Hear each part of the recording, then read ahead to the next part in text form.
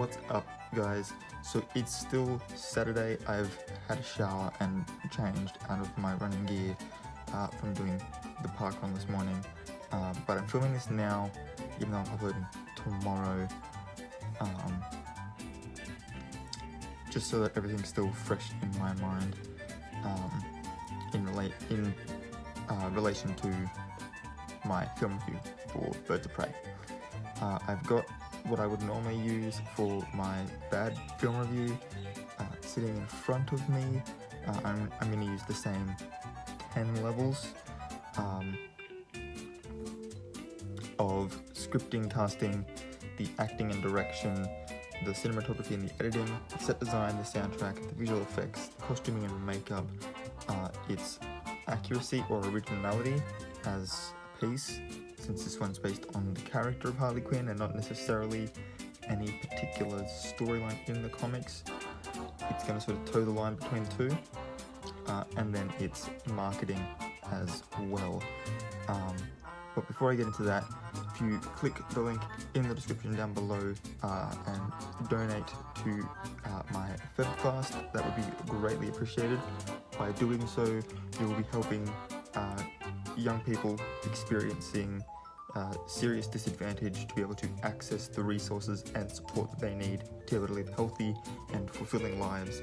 You'll be helping to build a community where they are included and valued and have every opportunity to thrive, as well as reducing the frequency and severity of drug, alcohol, and mental health issues, including antisocial and self-harming behavior. It's a very worthwhile cause. So yeah, any and all help you can give will be greatly appreciated. So yeah, with that out of the way, let's get into the video. So I haven't actually looked up what the critic ratings for this are, purely because I didn't want them influencing my own. I will, once I've finished this part, go and look them up and deliver them again at the end, once I've sort of calculated what my percentage would have been. So yeah, starting with the scripting, I thought the story in this was really well written.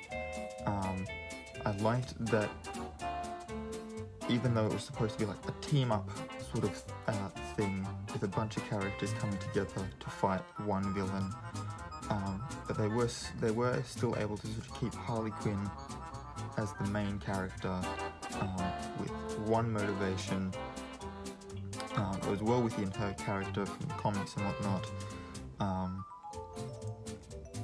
but at the same time have these other characters that also have really interesting backstories in the film, whether or not they were from the comics or not. And it sort of was able to very easily juggle all of these things while not making it feel like you were watching 4 different films at the same time. It was really well balanced, and I liked that it was so easy to just watch. DC's definitely, especially with their shared universe, is definitely finding the right way to do these films, which just has me even more excited for future DCEU films coming out. And so I'm even more hyped because of what this was for what Wonder Woman 1984 is going to be. I'm pretty keen for that. So script, I'm gonna be real generous here and give script a 9 out of 10. It was pretty much almost a perfect story in that film. I loved it. Casting. This is where I'm going to show my lack of preparation. Don't actually, because there was no sort of credit scene afterwards, I didn't stay for the credits. If I'm completely wrong, I was told that by the usher, so if that was completely wrong, let me know in the comment section down below so that I can try and scour the internet for it if it exists at all. But the only two actors that I actually know were in it were Margot Robbie and Ewan McGregor, obviously playing Harley Quinn and Black Mask. Pretty much everyone else I know Ali Wong was in there as like a very minor character. She was the assistant DA, and past that, no idea. I only know Ali Wong because I've pretty much watched every comedy special on Netflix. She has a couple, so I recognised her face. And other than that, I don't know, but I do know that for me, I think not knowing who they were worked in their favour. Probably a little, just slightly more than if I actually knew who they were. Obviously, Margot Robbie is incredible as Harley Quinn. She was the highlight of Suicide Squad, so it was no doubt that she was going to be the highlight of her own film, where she had more time to be herself. So it was really cool to see that. And Ewan McGregor as Black Mask, when he's, at least to my knowledge, typically cast as like the good guy. It was really refreshing to see him play a bad guy, and so convincingly so. Yeah. Factoring in that I only knew two of the main cast, I'm gonna give that an 8.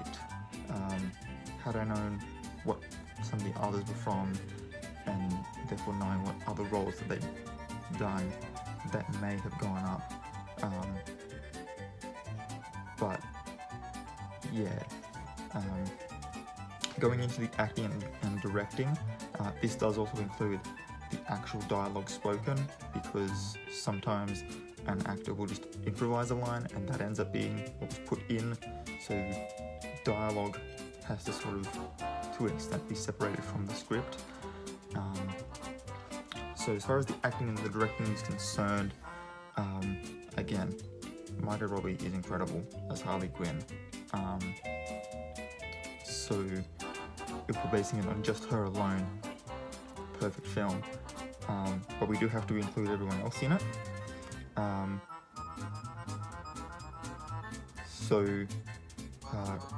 The other members of the Birds of Prey, Renee Montoya, Dina Lance, Helena Bertinelli, I felt like they all had really interesting personalities that definitely reflected their situations in that film. Renee Montoya was sort of a very no-nonsense cop because she had to be, because her promotion had sort of been taken away from her by her partner, and so she should have gotten promoted for a particular case and didn't, and so she sort of had to be this no-nonsense thing, but at the same time she's constantly just blatantly disregarding wearing her police uniform, looking more like a private investigator than anything else. And day drinking seems to be a hobby of hers, which I thought was a really nice subtle thing to sort of show that she was still really bitter about her partner taking her promotion. I thought that was great. After they all sort of meet up, Helena's sort of disconnection from the group, and therefore not understanding their collective sense of humour, and therefore looking like sort of the awkward outcast of the group, I thought was really nice, considering that her backstory is that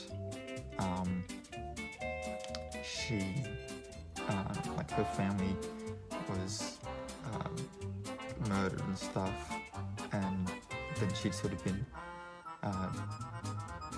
shipped off to Italy, trained to fight, gone on this vengeance killing spree, and sort of now found herself with really nothing to motivate herself. And so the sort of how do I operate in regular society awkwardness was a really nice way to add some comic relief in the more serious things, because she is murdering people with a crossbow. So giving her this like awkwardness to add a comedic level to her character was really good. And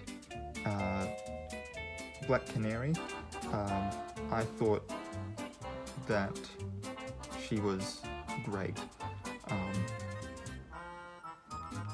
Going back to casting for like a split second here, I liked that they'd sort of cast someone who you could believe as being sort of the eye candy at the club where she worked at, and then at the same time she was still able to kick ass. There is actually a line towards the end of the film that perfectly sums that up, where I believe it's Renee Montoya says that she was impressed that she was able to kick so high in such tight pants. And I mean, yeah, the pants didn't tear, so that's a skill. And then, yeah, so as far as acting is concerned, I think very highly of this film.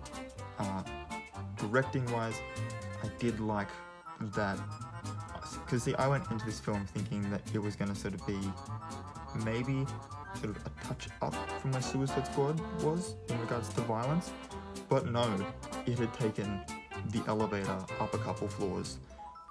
It wasn't just like going up to the next landing on the stairs. It went to the penthouse. It was a lovely, almost to the point of like being, you know, like gratuitous violence for the sake of it level, but still having every instance of gore on screen have some sort of significance. In like, there's the scene where she's fighting the cellmates after she like breaks the cell locks, the electronic locks in the cells. She accidentally breaks those to get Cassandra Cain out of prison, and all the other cells open and the guys come out and they all want to kill her, and none of them really die because none of them are armed. She just kicks the living shit out of them and leaves them unconscious on the floor and gets out of there. Only once people come in with guns and knives that she just basically says, fuck it, we're gonna murder some people, which I think really nicely sort of reminded everyone she is still technically a villain in the DC canon, but presenting her as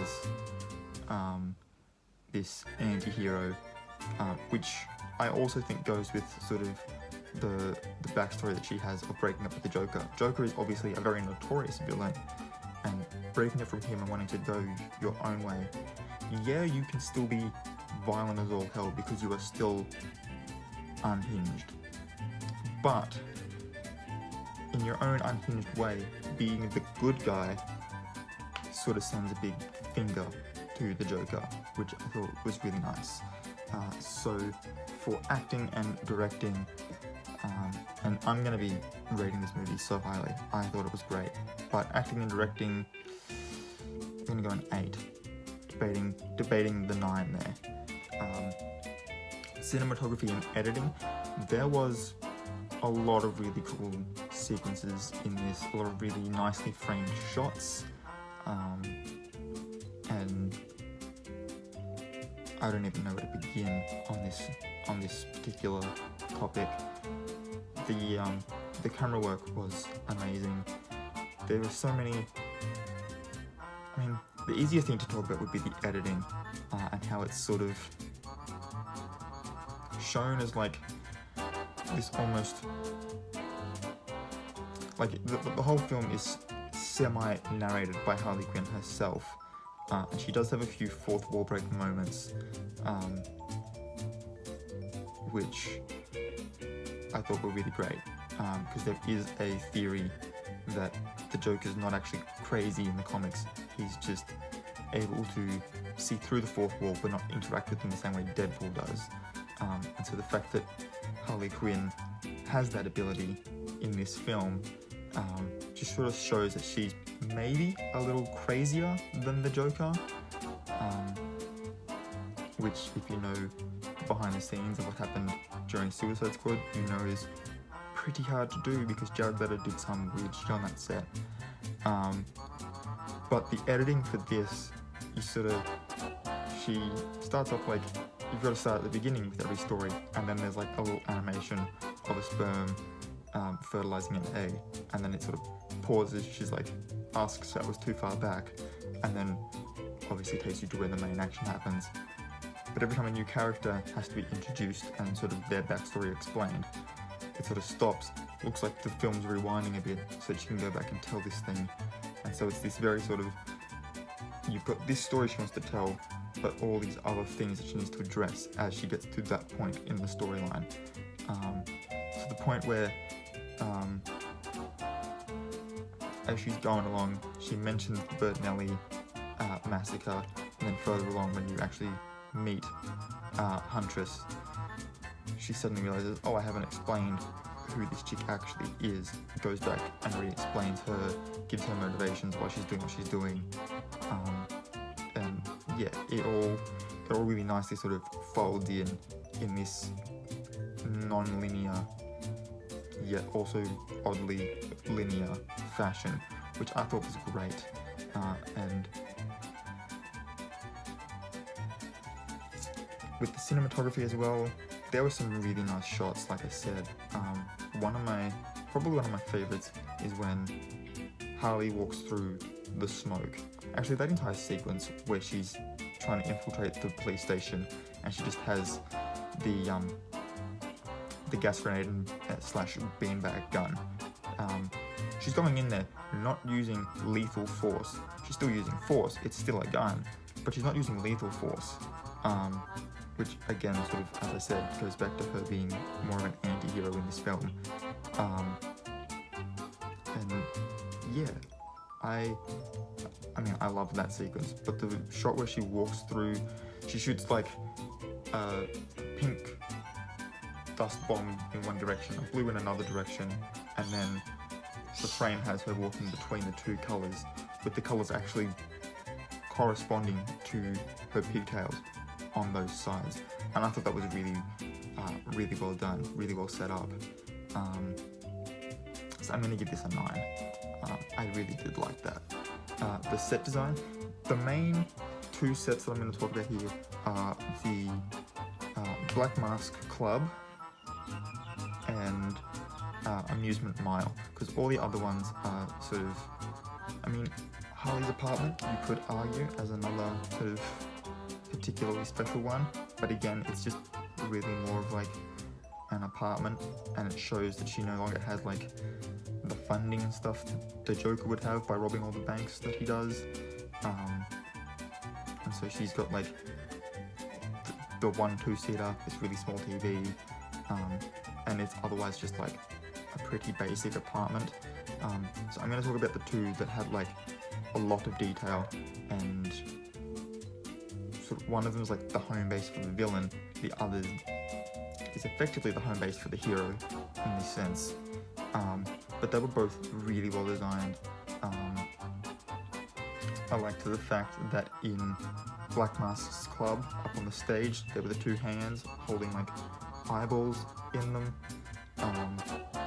sort of as if he's masking his face, obviously therefore alluding to the fact that he's the Black Mask. They are also painted black, so that's another thing. But having the rest of the decor, like the walls and stuff, were red, and then you had like the gold lights and stuff to sort of, you know, try and show a bit of class and eloquence, but having the black and the red sort of alluding to his darker side, where he peels faces as a hobby, which is obviously a very bloody sport, reflected in the red. Yeah, I thought it was really well done. And then like you go up, there was a couple of scenes upstairs in like where he lives above the club, and he's got all these masks and shrunken heads and stuff around, sort of showing his fascination with faces and masks and stuff. So I thought that was really kind of like really well designed. And then Amusement Mile, the woman's like screaming face or whatever it's supposed to look like, laughing face maybe, I don't know, as like the gateway into where like the main battle happens at the end. That's, yeah, I liked that they had, like, it was sort of off center, and the door didn't look like it was straight up. It sort of looked like it was on an angle as well, which again could just show that Harley's view of reality is slightly skewed. I'm probably reading far too into this and probably sounding like an English teacher. No, the curtains were just blue. That's, if you understand that reference, please give this video a like. But yeah, no, the actual inside of it was crazy. So going from where they first all meet each other to where they have this massive fight with all of the goons, there's the slide, which is a series of black and white rings, which sort of gives this sort of almost hypnotic illusion as you're sliding down it. Then you come out into a room that has this like turntable with like, there'll probably be some sort of plastic or something, rubber maybe, elastic, I don't know, but they were hands and they would flip back and forth. There was an uneven floor, there was this random thing that had faces with like curly things that you could like step on, that was supposed to be like the tongues. It was weird, but at the same time it made perfect sense that that's where Harley would go, as like her safe spot. Her whole sort of motif is, after all, a clown, and so having the fairground be, you know, like this amusement park be her sort of base of operations made a lot of sense. And so everything there is obviously not necessarily going to make sense, and that's what that location definitely screamed. There was no planning really at all into it, and yet at the same time it was perfectly planned out, because all of those shots and all of that entire sequence is amazing. So set designers were amazing on this, and I'm going to give them a 9. The soundtrack, now if I'm being completely honest, I don't really remember much of the soundtrack, but I do know that there were a couple of really good songs in there accompanying some of those fight sequences. It's purely based on the fact that I can't remember them, but remembering that they were good, that I enjoyed them, that's going to be a 7. And hopefully my lowest score of this movie, because as I said, this movie was great. The visual effects, if we're talking practical effects as well, there is a scene where you actually see, you don't actually see the act of the face being peeled off, but you sort of see Victor Zsasz sort of start to peel, and then it cuts to a shot of Roman Sionis, and then back to behind the people whose faces are being peeled off, and he's then holding the face, and at the distance that the camera is away from it, it does look pretty realistic. So as far as practical effects in that particular scenario goes, amazing. All the other visual effects and stuff were part of the sets. So as I said before, when Harley's going into the police station. She's the one putting smoke grenades and glitter bombs and stuff everywhere. So all of the visual effects and stuff that you would see there, all the practical effects, sort of makes sense for that. In the cell block fight scene, obviously all of the electronics get destroyed when Harley just hits the thing with her bat. So the doors open, the sprinklers malfunction, they start going, so that entire fight scene's in the water, so you've got the spray up and the sprinklers coming down as sort of the practical effects there. You don't really need any in the scene at the end, there at Amusement Mile. Probably my favourite bit of visual effects though is when Cassandra Cain and Harley Quinn, in sort of a team effort, end up having a grenade in Roman Sionis's pocket. They pull the pin and throw him off the pier, and he just explodes before he hits the water. That's possibly my favourite way of villains die in a superhero, like a comic book movie. I'm going to be bold and say ever. I don't remember the last time I enjoyed watching a villain die, because obviously a lot of villains, like the scene of their defeat, sort of takes a bit so that the hero can revel in the fact that they've saved the day, whereas here it's just like, bang, he's dead, okay, cool, let's go and sit down. Like, it was just sort of over and that's it, and I really loved that. Other than that, I'm trying to think if there's any. The only other thing as well is the Canary Cry, and I mean, for a live action film that was done to perfection. I think Warner Brothers sort of tested that out on Arrow first though, to know exactly how they wanted it to look,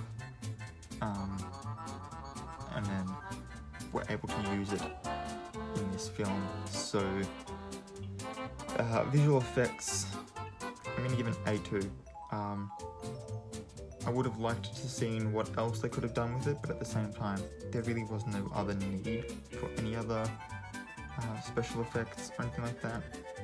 So yeah, costuming and makeup, this entire section can pretty much just be about Harley Quinn, because she wears some pretty out there costumes and I love all of them. Obviously she's also the one with the most insane makeup, but then we've also got to look at the villain wearing his nice suits and the style of the mask,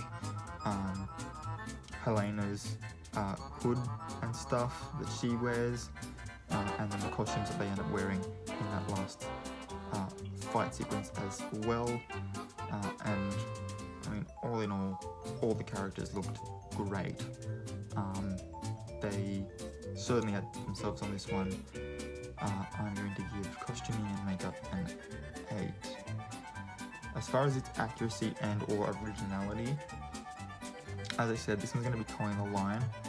I don't know if the DCEU is actually following any specific storylines in their films. So I can't say for certain whether they're being accurate to one particular storyline or not. But for what it was, for what it was, I thought it was a really good film.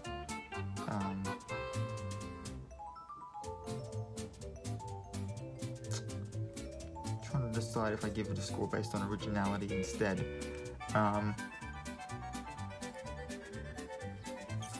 Owing to the fact that I can't decide if it's supposed to be accuracy or originality, but still knowing that as a whole it was an amazing film, if I was to sum it up out of 10, the film as a whole would be an 8, so that's what I'm going to give to the accuracy and originality score, with that 8 being shared between the two sides, sort of thing. Now, the marketing for this, it has been a while since I've seen a trailer for this, but I do particularly remember the marketing sort of showing off a lot of sort of the middle section of the film, and obviously knowing how it was edited, that makes sense. Normally your trailers come from sort of the first act, but they had to take from the sort of middle act to get the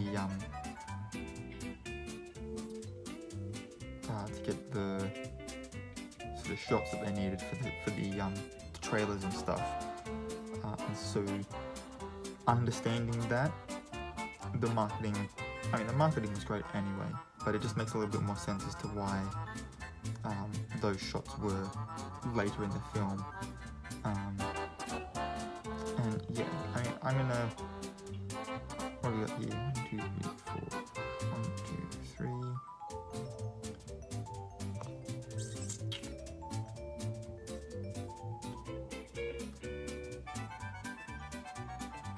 I'm gonna change my costuming and makeup score to a 9. I'm gonna go up there.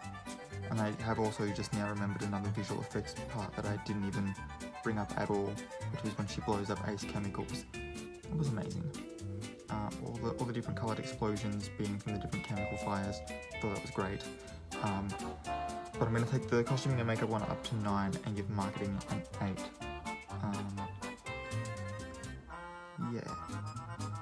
And so that should, if I'm correct, 1, 2, 3, 4.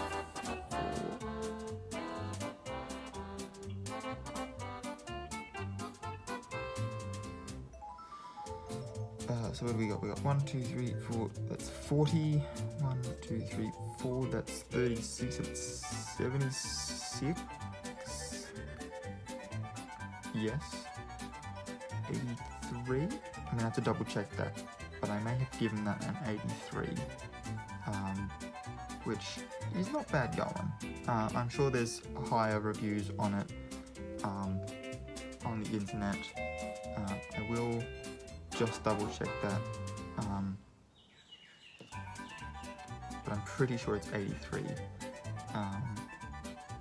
if my maths is correct. I believe it is. But yeah, there's probably higher scores on the internet somewhere, but when you look at those, they are also out of 10, usually, and they've just sort of taken the film as a whole, picked out particular highlights regardless of what part they're in, whereas I'm analysing the film from a bunch of different points of view, giving them their own individual scores, and then just adding the whole up to equal a number out of 100, giving me a very easy, just slap a percentage sign on the end of that, and that's it out of 100. So yeah, and obviously that score would be higher if I actually rewatched some of the marketing, knew if the accuracy or originality score, which way that should have gone, if I'd known more of the cast and more of their prior projects before this, that would have influenced both the casting and their acting scores, so that film had the potential to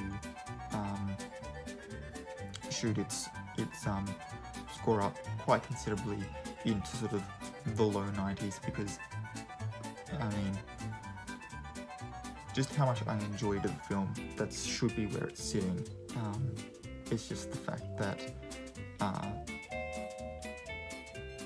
having watched it last night, having to come home, go to sleep, so I could go to the park run this morning like I did, I haven't really had time to sort of sit down and really remember specific things, do a whole bunch of research and stuff on it. But for now, an 83 out of 100 isn't bad. If you liked this video, please give it a thumbs up. Don't forget to hit the subscribe button and the notification bell if you want to see more videos from me and be alerted when I upload new ones. Again, if you could click the link in the description down below, that would be greatly appreciated. Help out with Febfast. There's only like a week left to go, so we're getting to the closing end of it. And yeah, until next time, guys, keep your head screwed on.